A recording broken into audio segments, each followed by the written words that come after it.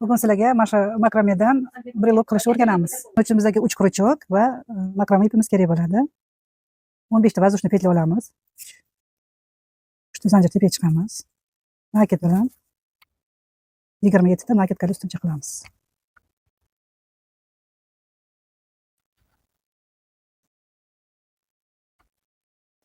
Qiz 10 11 24 25 26 27 birinchisiga zamykать qilamiz.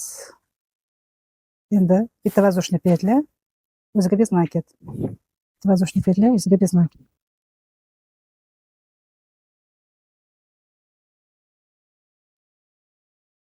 Zanjir olib mahkamlaymiz. 3 ta zanjir olib xuddi shu vosiqaga ishimizni davom etamiz.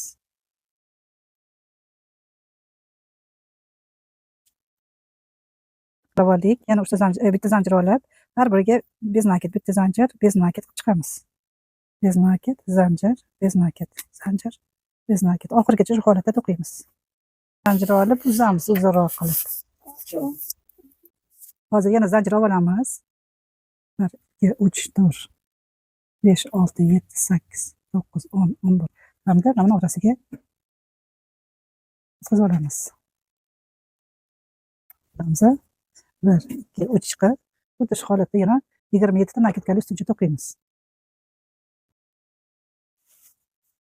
Endi birinchisiga mahkamlaymiz va zanjir olib ipimizni uzamiz.